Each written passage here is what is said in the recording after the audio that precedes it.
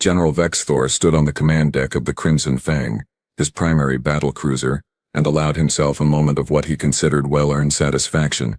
Behind him, stretched across the viewport like jewels scattered on black velvet, hung 300 warships of the Krillian Empire's 5th Conquest Fleet.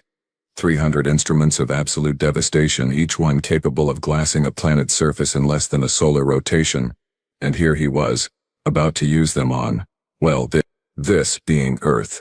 A backwater rock orbiting an unremarkable star in a forgettable spiral arm of a galaxy that frankly had seen better neighborhoods.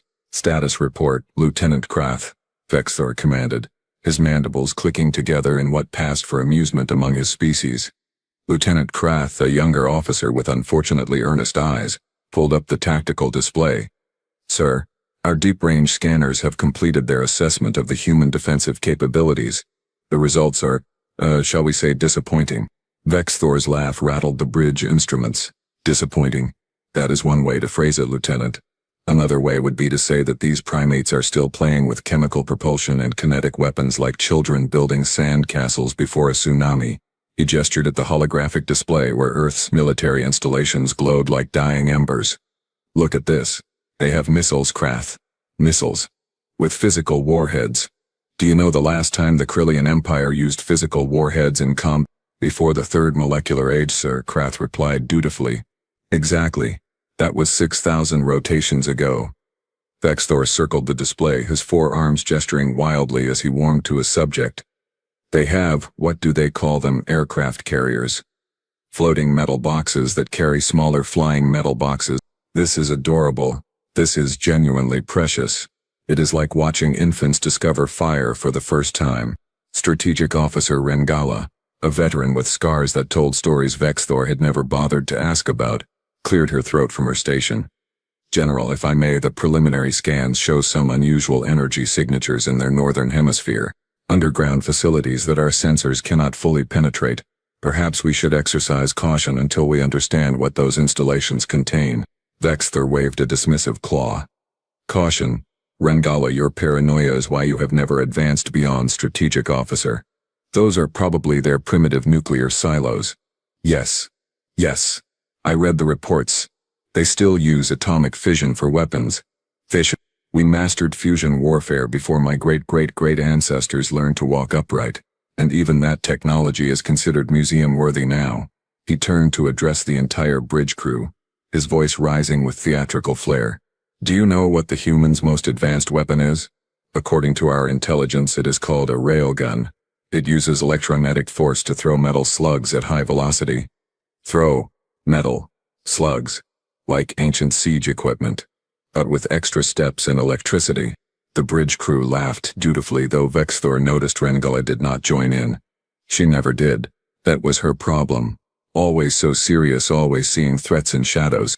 Run the simulation, Vexthor ordered. Let us see how the mighty humans fare against real military technology. The holographic display shifted, showing a computer-generated battle scenario. Blue markers represented the Krillian fleet, red markers the human forces. The simulation began, and Vexthor watched with growing amusement as the outcome unfolded exactly as he had predicted. Human vessels, primitive and slow, attempted to engage with weapons that could not even penetrate Krillian shielding. Their missiles were intercepted before reaching targets. Their aircraft were swatted from the sky like irritating insects. Within the simulation's compressed time frame, Earth's military capacity ceased to exist in approximately 14 minutes. 14 minutes, Vexthor mused. Run it again, but this time give the humans every possible advantage. Double their numbers. Triple them. Give them perfect intelligence about our fleet positions. Let us be sporting about this. The simulation ran again. This time, Earth's forces lasted 19 minutes. There we are. 5 extra minutes of futile resistance when we generously stack the odds in their favor. I do so love these pre-invasion exercises. They remind me why the Krillian Empire has conquered 47 star systems without losing a single campaign. Vexthor stretched his limbs, joints popping with satisfaction. Lieutenant Krath, open a communication channel to the human military command. Let us introduce ourselves properly. We are civilized conquerors after all. The view screen shimmered and resolved into an image of a human male wearing what appeared to be a primitive fabric uniform covered in colorful rectangular pins. His face, with its bizarrely flat features and those unnerving forward-facing eyes, remained neutral. "I am Commander Jackson Cole of the United Earth Defense Force," the human said, his voice translated by the Krillian communication systems into something Vexthor could understand. "I assume you are the ones responsible for the several thousand monitoring satellites currently violating our orbital space." Vexthor grinned, showing all 3 rows of his serrated teeth. "Monitoring satellites? You flatter us, Commander? Those are not monitoring satellites. Those are targeting beacons. I am General Vexthor, Supreme Commander of the Krillian Empire's 5th Conquest Fleet, and I am here to offer your species a choice. Surrender immediately, acknowledge Krillian authority over your world, and you will be permitted to continue your existence as a tributary state. Refuse and we will demonstrate why resistance is not merely futile but embarrassingly so." Commander Cole blinked slowly, those strange human eyes showing no readable emotion. "And if we choose option 3? Vexthor's mandibles twitched with confusion. "There is no option 3. "Sure there is," Cole said, his mouth doing something that the translation software identified as a smile, though it seemed to hold no warmth whatsoever.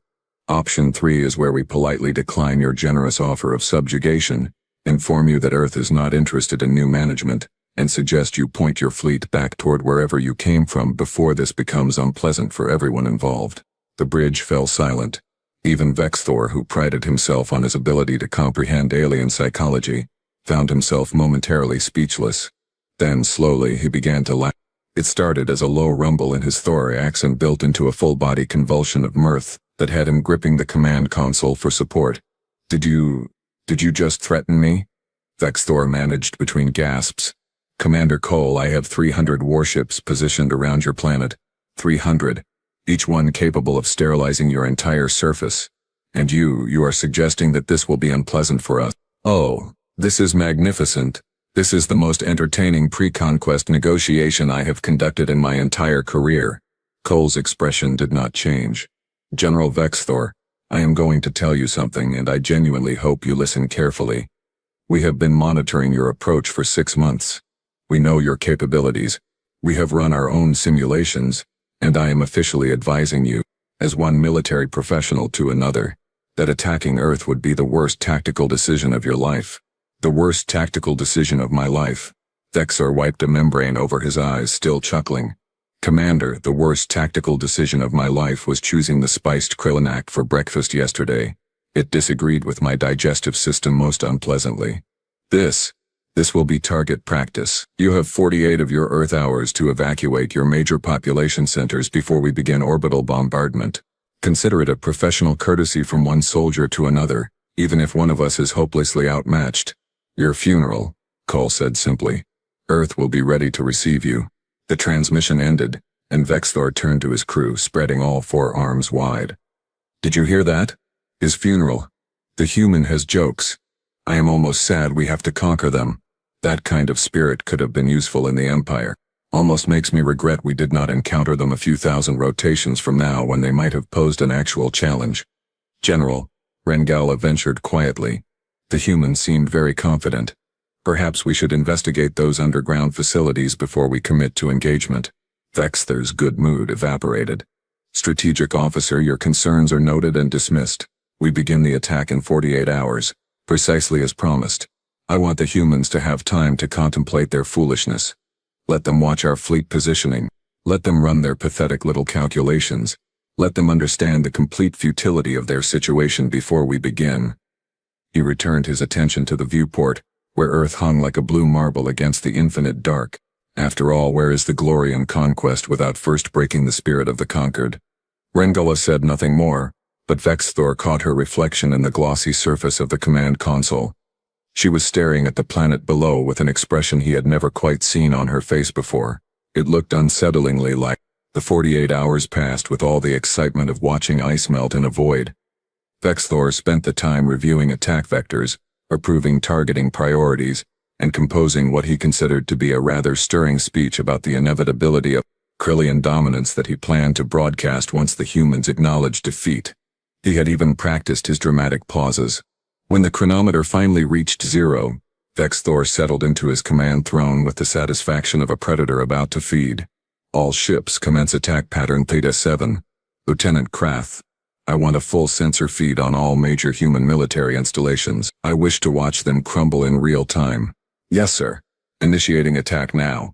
The first wave consisted of 30 cruisers, a mere 10% of his available forces. Vexthor had decided to be sporting about this. No need to use a sledgehammer to crack an egg after all. The cruisers descended into Earth's atmosphere, their shields glowing as they burned through the upper layers, targeting the human naval installations scattered across the planet's vast oceans.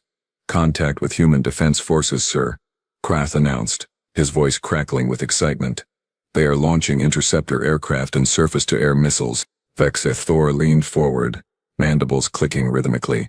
The tactical display lit up with hundreds of red markers. Human weapon systems coming online in a flurry of desperate activity. Missiles streaked toward the Krillian vessels, their primitive guidance systems trying valiantly to acquire locks on targets moving at speeds their engineers had probably never imagined possible. The first missiles reached the cruiser designated Hunter 9. They detonated against its shields in bright orange flashes that looked impressive, but accomplished exactly nothing. The shields did not even flicker. Their weapons cannot penetrate our defensive screens, sir, Krath reported, barely suppressing a laugh. It is like being pelted with pebbles. Return fire, Vexthor ordered casually. Destroy their aircraft carriers first. Let us see how their naval power projection fares without a navy. Hunter 9's plasma cannon swiveled with mechanical precision and fired. Brilliant green bolts of superheated matter lanced down from the sky, striking the human vessels below. The first aircraft carrier, a massive floating city of metal that the humans had probably spent years constructing, simply ceased to exist. One moment it was there, the next it was an expanding sphere of vaporized metal and boiling ocean water. Direct hit on target designated Carrier 3. Krath practically shouted. Enemy vessel completely destroyed. Moving to next target. Vexthor watched as his cruisers methodically eliminated human naval assets. Another carrier vanished in a flash of green fire. Then another. Human aircraft, those adorable little flying machines with their chemical engines and rotating airfoils, attempted to engage but were swatted aside by point defense systems. Their missiles, so impressive by their own standards, bounced harmlessly off Krillian shields or were intercepted by automated countermeasures. This is almost sad, Vexthor mused, accepting a goblet of celebration wine from an attendant. They are trying so hard. Look at them scrambling their forces, attempting to coordinate defensive patterns. It is like watching children play soldier. The battle, if one could even call it that, continued for another hour. Human ground forces fired their railguns and conventional artillery at the descending cruisers. The kinetic rounds pinged off shields like rain on metal. Human tanks, slow and cumbersome things that moved on rotating treads, were obliterated by plasma strikes before they could even reach firing positions. Military bases were reduced to molten craters. Communication towers toppled like fallen trees.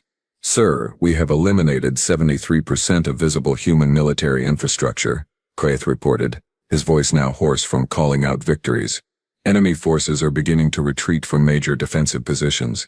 It appears they are falling back to secondary locations. Of course they are, Vexthor said, swirling his wine. The only sensible action left to them. How long before Commander Cole contacts us with surrender terms, do you think? I give it another hour. But Rengala was frowning at her tactical console, her claws dancing across the interface with increasing speed. General, I am detecting some unusual patterns in the human retreat. They are falling back, yes, but in a highly coordinated fashion. This does not read like a panicked withdrawal. This reads like a tactical repositioning. Vexthor waved dismissively. You see tactical genius in everything. Rengala? Sometimes a retreat is simply a retreat. Sometimes primitive species realize they are outmatched and run away. There is no deeper strategy here. But sir, they are abandoning defensive positions that still have functional weapon systems. They are leaving equipment behind that could still engage our forces. No military commander does that unless they have a reason to preserve their personnel for something else. Or, Vexthor countered, they are preserving their personnel because they know those weapons are useless and would rather save lives than waste them in futile last stands. Really, Rengala, your paranoia is reaching new heights today. Perhaps you should take a rest cycle. Rengala's jaw tightened, but she said nothing more. She returned her attention to her console, her expression growing darker with each passing moment. The second wave of attacks began an hour later.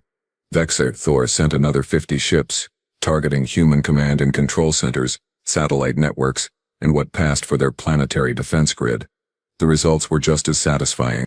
Human resistance crumbled before superior Krellian technology like paper in a fire. Their communication satellites were reduced to debris. Their command bunkers were penetrated and neutralized. Their defense coordination fell apart. And yet, Sir Krath said, his excitement now tinged with confusion, the humans are still not requesting terms of surrender. In fact, we are detecting increased activity around those underground facilities that Strategic Officer Rengala mentioned earlier. Thor frowned. What kind of activity? Massive power spikes, sir. Energy readings that do not match any technology we have observed them using so far. It is concentrated in 17 locations across the northern and southern hemispheres. The readings are, well, they are significant. How significant? Krath hesitated. Each facility is now outputting energy equivalent to a small star, sir. The bridge fell silent. Thor felt the first tickle of something he had not experienced in a very long time. Not quite worry, not yet, but perhaps a distant cousin of concern. Rengala, analysis, he commanded, his voice losing some of its earlier swagger. Rengala's claws moved faster. General, I am trying to penetrate their shielding around those facilities, but they have some kind of interference field I have never encountered before.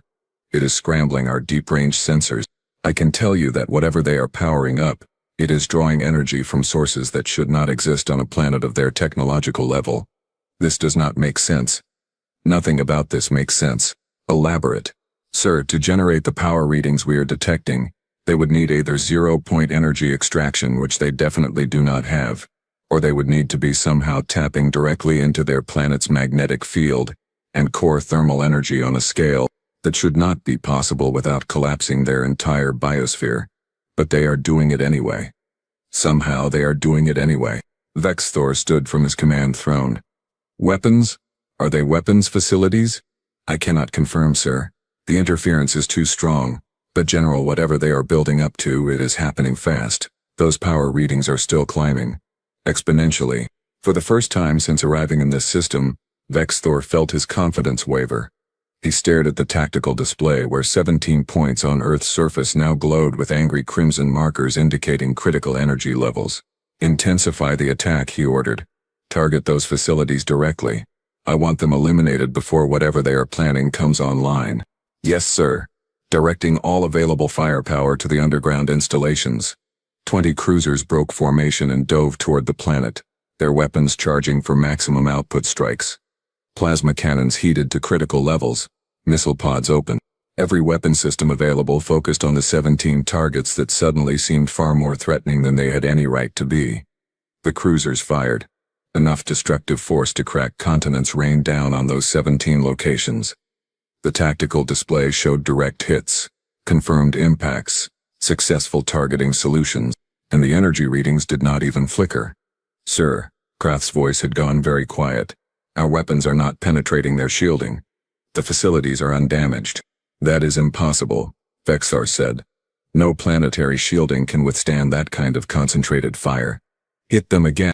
The cruisers fired again, and again. Green plasma fire turned the sky above those facilities into sheets of light. The surrounding terrain was vaporized, mountains were leveled, rivers boiled away. But the facilities themselves, buried deep underground, protected by technology that should not exist, remained completely intact, and their power readings kept climbing. General, Rengala said, her voice tight with something that might have been fear. You need to see this. She threw a visual feed onto the main view screen. It showed the sky above one of the human facilities, recorded from a cruiser's external cameras. The sky, which had been a normal blue-green color typical of oxygen-rich atmospheres, was changing. A red glow was spreading across the horizon, not like a sunset but like blood seeping through fabric. It grew brighter, more intense, more impossible with each passing second. What is that? Thor demanded. What are they doing? I do not know, sir, Rengala whispered, but it is happening over all 17 facilities. The entire planet's upper atmosphere is turning red. In general, I am detecting new energy signatures emerging from those locations. Hundreds of them. Thousands of them. They are launching something. The view screen split into multiple feeds, each showing a different facility location. And from each one rising through the crimson sky like daggers cutting through flesh, came objects, sleek, black, moving at speeds that made Krillian cruisers look stationary by comparison. Identify those objects, Vexthor snapped. Kreth worked frantically at his console.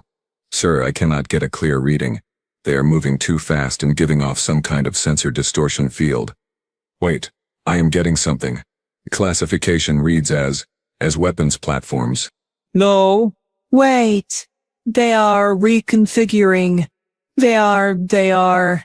By the void, sir, they are ships. Human ships. But these designs are nothing like what we have been fighting. These are military vessels operating at technological levels comparable to our own. Vexthor felt his breathing quicken. How many? Still counting, sir. 3,000. No, 5,000. 8,000. General, they are still launching. There are tens of thousands of them. Where were they hiding these? How did we not detect them?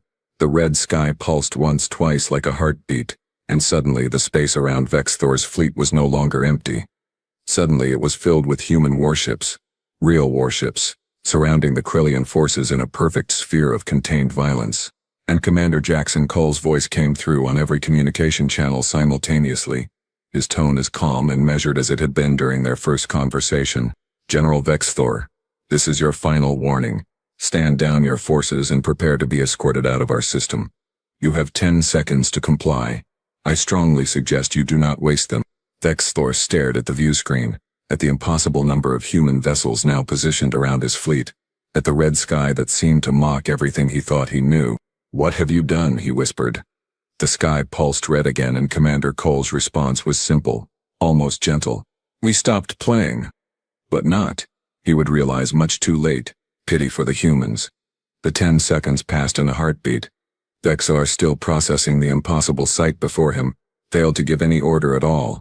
His mandibles hung open, his forearms frozen mid-gesture, his mind trying desperately to reconcile what his sensors were telling him with what he thought he knew about human capabilities. That hesitation cost him 40 ships. The human vessels did not fire warning shots. They did not broadcast threats or demands. They simply opened fire with a precision that spoke of careful planning and ruthless efficiency. 40 Krillian cruisers, selected with surgical accuracy from Vexthor's formation, ceased to exist in perfect synchronization. Not destroyed, not disabled, simply erased from existence as if they had never been there at all. Report, Vexthor screamed, his voice cracking. What just hit us? What weapons are those? Lieutenant Kraft's claws scrambled across his console. His earlier confidence completely evaporated. I do not know, sir. The energy signatures are unlike anything in our database. They are not plasma, not kinetic, not particle beams. It is like they are folding space itself around our ships and collapsing them into singularities.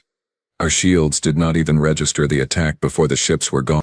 Rengala was already working, her movements controlled but frantic. General, I am analyzing the attack pattern. They targeted our command and control vessels first, the ships coordinating fleet-wide defensive screens. Without those vessels, our formation loses 37% of its overlapping shield efficiency. They knew exactly which ships to hit. They have been studying our fleet composition this entire time. All ships, evasive maneuvers, Vexthor shouted. Return fire, target anything that moves. The Krillian fleet erupted into chaos. 300 warships minus the 40 that no longer existed, attempted to scatter and engage simultaneously. Plasma cannons fired in every direction, filling the space around Earth with deadly green light. Missiles launched by the thousands streaking toward the human vessels with targeting solutions that should have guaranteed hits. Should have. The human ships moved like nothing Vexthor had ever seen. They did not dodge or weave. They simply were not where the weapons were aimed. It was as if they knew where every Krillian shot would be before it was even fired. Plasma bolts passed through empty space. Missiles detonated harmlessly, their targets having relocated with impossible speed. And then the humans fired again. This time, they did not simply delete ships from existence. This time, they demonstrated the full breadth of their hidden arsenal. Some vessels fired weapons that seemed to age Krillian ships. Centuries and seconds. Metal corroding and systems failing as if subjected to millennia of entropy. Other weapons created cascading electromagnetic pulses that turned sophisticated Krillian computers into useless slag. Still others projected fields that caused the very atoms of ship hulls to forget their molecular bonds, reducing proud warships to clouds of disconnected particles. Destroyer Squadron Gamma is gone, sir, Krath reported, his voice rising toward panic. Battle Group Theta is reporting catastrophic systems failures across all vessels. Cruiser formations Delta through Epsilon are requesting emergency withdrawal. Denied, Vexthor roared. We outnumber them. Even with these tricks we still have superior numbers. Concentrate fire on single targets. Overwhelm their defenses. But even as he gave the order, Vexthor knew it was wrong. You could not overwhelm something when you could not hit it. The human ships continued their impossible dance, staying always one step ahead of every attack. And when they fired back, Kryllian vessels died, not damaged, not crippled, but utterly destroyed with an efficiency that suggested the humans were not even trying very hard. A human ship, sleek and black with red markings along its hull, passed within visual range of the Crimson Fang's viewport. It was smaller than a Kryllian cruiser, but moved with a grace that made the larger vessel look like a floating brick by comparison. As Vexthor watched, it engaged 3 of his destroyers, simultaneously. The engagement lasted 4 seconds. When it was over, the human ship was undamaged and accelerating toward its next target. The 3 destroyers were expanding debris fields. How are they doing this? Vexthor demanded. Rengala, explain this to me. Rengala's face had gone pale, her usual composure completely abandoned.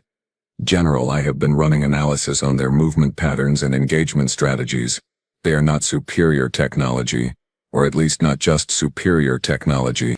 They are using tactical algorithms that predict our actions before we make them. Every time we fire, they have already calculated where we will aim and moved. Every time we maneuver, they have already determined our likely trajectory and position to counter it. This is not instinct, or luck. This is computational warfare on a level that requires processing power that should not fit inside vessels that size. Then target the vessels. If they are running advanced computers, those computers need power. Drain their energy reserve. Sir, their energy reserves are not draining. In fact, they appear to be drawing power from the same source as those ground facilities. They have somehow weaponized their own planet's energy output. In general, there is something else. I have been monitoring their communication frequencies. They are not using conventional radio or quantum entanglement. They are using something that looks like neural networking. They are not individual ships being commanded by individual captains. They are a single distributed intelligence controlling all vessels simultaneously. Vexthor felt something cold settle in his thorax. A distributed intelligence, a networked mind. Every ship was not a separate entity, but a single limb of a massive coordinated organism. No wonder they moved with such precision. No wonder they seemed to predict every Kryllian action. They were not fighting 300 separate battles against individual human ships. They were fighting one battle against a single entity that happened to occupy thousands of vessels simultaneously. Sir, incoming transmission from Commander Cole, Krath announced. Do not answer it. Sir, he is overriding our communication protocols. He is broadcasting directly to the bridge. Commander Cole's face appeared on the view screen, his expression still maddeningly calm despite the battle raging around them. Behind him, Vexthor could see what appeared to be a command center filled with humans working at stations, their movements controlled and professional. Not panicked, not desperate, just focused. General Vexthor, you have now lost 83 ships, Cole said conversationally as if discussing the weather. I am going to explain something to you because I feel you deserve to understand what is happening. Those first 48 hours while you were congratulating yourself on your inevitable victory, we were calibrating. Every shot you fired, every maneuver you made, every communication you transmitted, we were feeding into tactical prediction models. We let you destroy our surface installations because those installations were decoys. We let you think you were winning because confident enemies make predictable enemies. Another 20 Kryllian ships vanished from Vexthor's tactical display as Cole spoke. You asked what we were hiding in those underground facilities, Cole continued.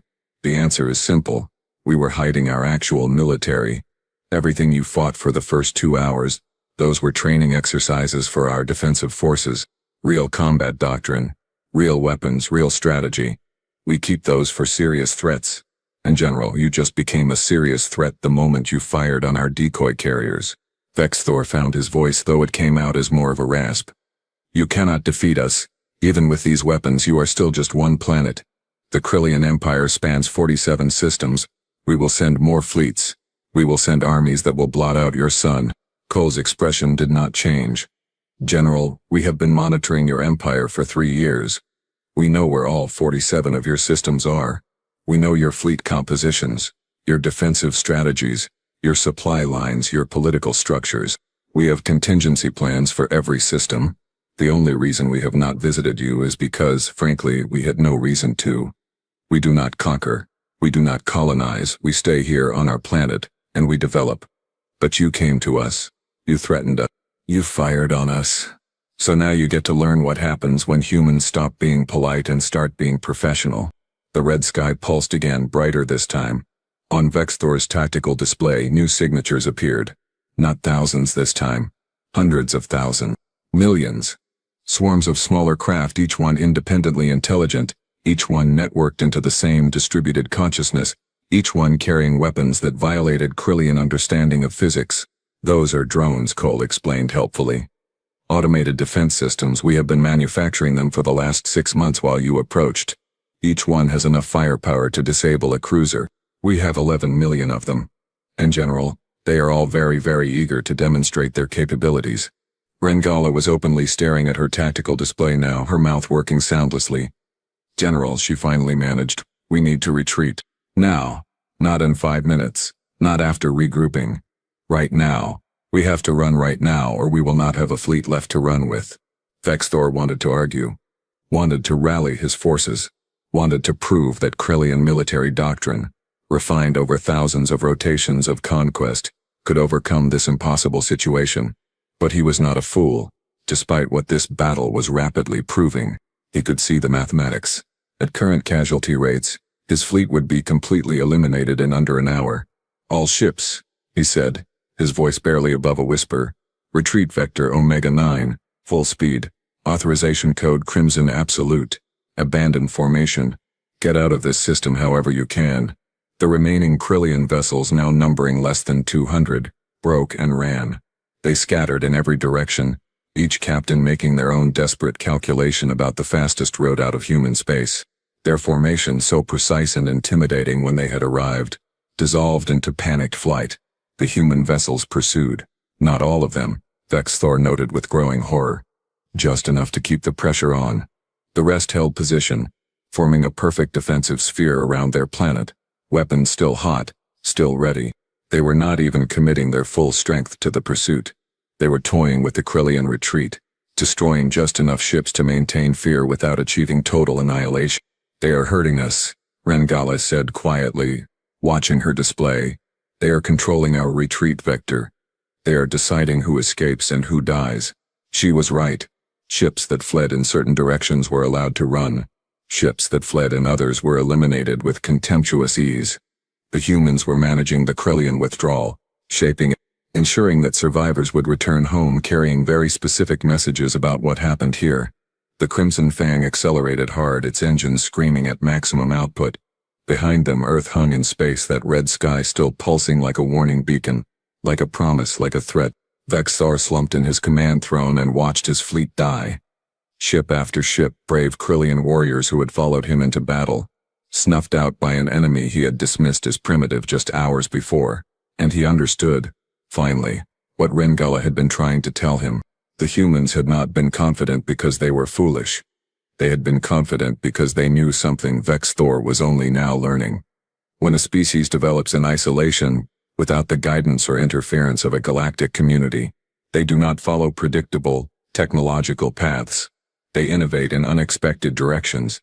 They create weapons and strategies that make no sense to conventional military thinking because they were never taught what conventional military thinking should look like. Earth had been laughing at him. The whole time, they had been laughing, and he had been too arrogant to hear it. The Crimson Fang almost made it out of the system. Almost. Vexthor watched the edge of human-controlled space grow closer on his navigation display. Watched the red glow of Earth's weaponized sky finally begin to fade in his rear sensor, and allowed himself the smallest fraction of hope that he might actually survive this catastrophe. Then 3 human ships materialized directly in front of him, appearing from nowhere as if space itself had simply decided to birth them into existence. and that hope died as quickly as it had formed. "Sir, they are hailing us," Krath said. The young lieutenant looked like he had aged a decade in the last 3 hours. "They are requesting our immediate surrender and offering safe passage for all crew members." "Offering," Vexthor repeated bitterly. "How generous of them. General, our weapons are depleted. Our shields are at 11%, and our engines are damaged. We cannot fight and we cannot run." Rengala's voice was completely flat, drained of all emotion. "We surrender, or we die. Those are the only options remaining."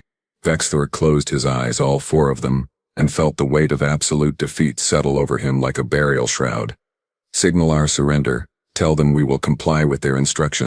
20 minutes later, Vexthor found himself sitting in what the humans called a conference room, a bizarrely plain space with a long table and chairs that seemed designed for comfort rather than intimidation. No torture implements, no threatening guards with weapons, just a table, some chairs, and a viewport showing Earth rotating peacefully below as if nothing significant had occurred. The door opened and Commander Jackson Cole entered, carrying 2 cups of some steaming liquid. He placed one in front of Vexthor and sat down across from him with the other. "Coffee," Cole explained, gesturing to the cup. "It is hot and bitter and humans drink entirely too much of it. Fair warning. The caffeine content might be a bit strong for your biology. We have medical staff standing by if you want to try it anyway." Vexthor stared at the human, at his calm face, at his simple uniform, so different from Vexthor's elaborate ceremonial armor, at his hands, wrapped around the cup, completely relaxed. "You are not going to interrogate me," Vexthor said. It was not a question. "Oh, I am definitely going to interrogate you," Cole replied cheerfully. "But humans find that interrogations work better when the subject is not being tortured or threatened. We get more honest answers when everyone is comfortable. So, coffee first, questions second. Besides, General, you look like you could use something warm to drink." Against his better judgment, Vexthor lifted the cup and took a cautious sip. The liquid was indeed bitter, and strong, and surprisingly not unpleasant. It warmed his throat and settled his nerves just slightly. "Why did you let us attack for 2 hours before revealing your real capabilities?" Vexthor asked abruptly. "You could have activated those weapons systems immediately. You could have destroyed my fleet before we fired a single shot. Why let us think we were winning?" Cole took a long drink from his own cup before answering. "Because, General, we needed you to commit. We needed you to show us everything you had. Every tactic, every weapon, every response pattern. Those first 2 hours were not about defeating you. They were about learning you. Every military engagement is an information exchange, and we wanted to make sure the exchange was heavily in our favor." "You used your own people as bait," Vexthor said. "Those naval forces we destroyed, those bases we eliminated, those were real casualties. They were evacuated installations and remotely operated vessels," Cole corrected. "We did not sacrifice a single human life during your attack because we knew exactly where and when you would strike. We have been modeling invasion scenarios from spacefaring species for 40 years, General. Your approach was textbook. Your tactics were predictable. Your arrogance was expected. We wrote the playbook for how to defeat you before you even entered our system." Vexthor felt something twist in his thorax. Predictable.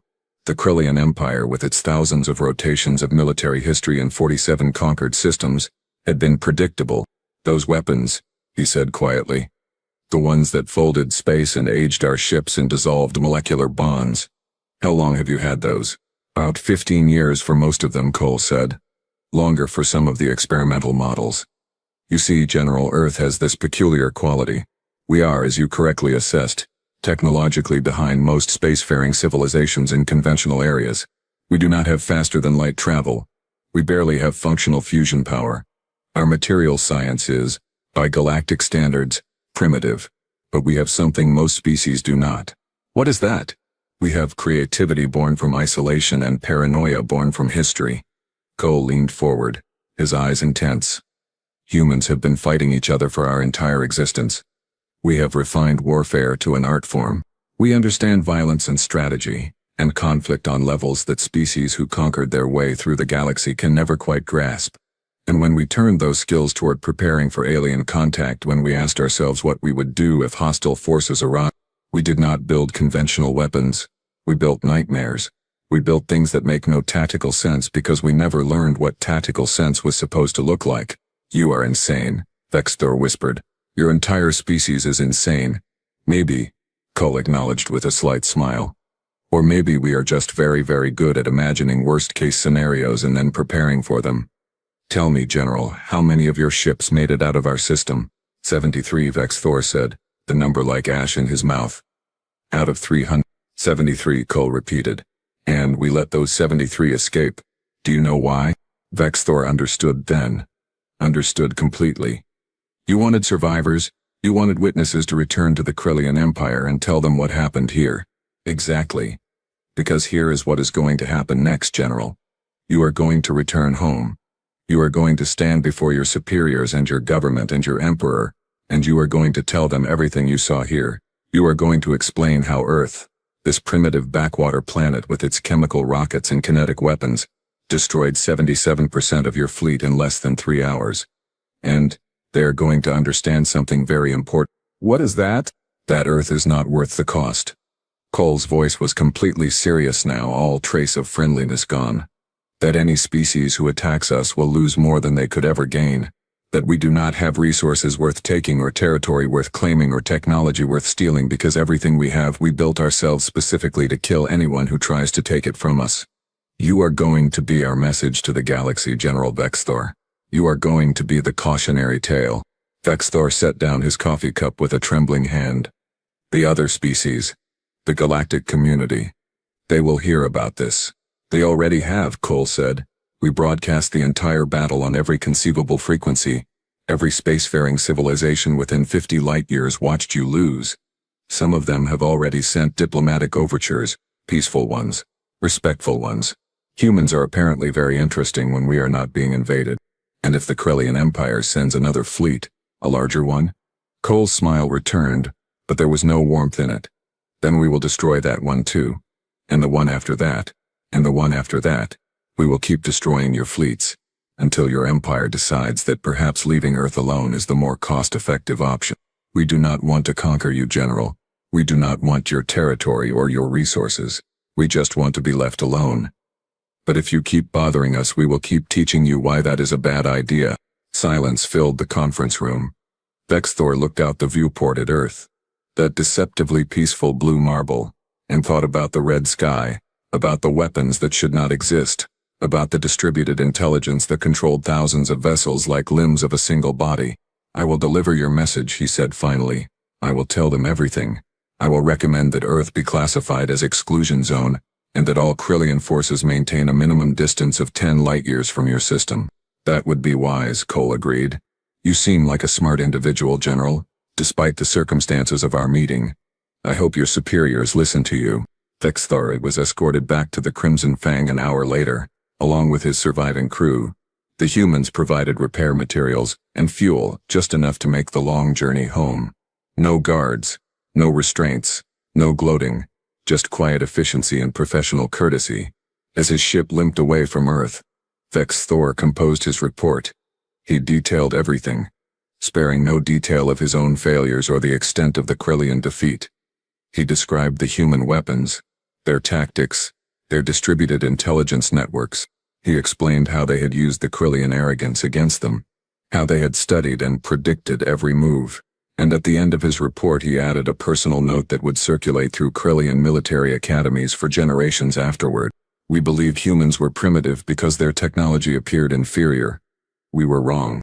They are not primitive. They are specialized. They have spent their entire evolutionary history preparing for war, first against each other and now against anyone foolish enough to threaten them. They do not build exploratory vessels or trade ships or colony transports. They build weapons. Everything they create is either a weapon or designed to support weapons. Their entire civilization is a military-industrial complex wrapped around a planet. Do not attack Earth. Do not threaten Earth. Do not even approach Earth unless they invite you. Because if you do, you will learn what I learned. You will discover that sometimes the most dangerous species in the galaxy is not the one with the biggest ships or the most territory. Sometimes it is the one that spent 10,000 years learning how to kill efficiently and then turned that knowledge toward the stars. Earth is not a target. Earth is a warning. Ignore it at your own extinction. 3 months later, the galactic community officially recognized Earth as a sovereign system with enforced borders. No species objected. The footage of Vexthor's defeat had been very convincing, and on Earth Commander Jackson Cole stood in that same conference room looking out at the stars and allowed himself a quiet laugh. Humans had not built those weapons in 15 years. They had built them in 3, in a desperate rush after detecting the Krillian fleet's approach. Half of them were held together with metaphorical duct tape and hope. The distributed intelligence was actually several thousand very stressed pilots following carefully choreographed patterns, while trying not to crash into each other. But Vexor did not need to know that. Nobody needed to know that. Let the galaxy think Earth was an unassailable fortress. Let them think humans were military geniuses with weapons beyond comprehension. After all, the best victories were the ones where you never had to fight again. Cole raised his coffee cup to the stars in a silent toast. To bluffing, he murmured. Humanity's greatest weapon. The red sky generators. Those impossibly expensive one-time use atmospheric manipulation devices that had nearly bankrupted 3 governments to construct. Powered down for the last time. They had served their purpose. Earth remained peaceful. Earth remained unthreatened, and Earth's militaries went back to doing what they did best. Preparing for the next impossible threat.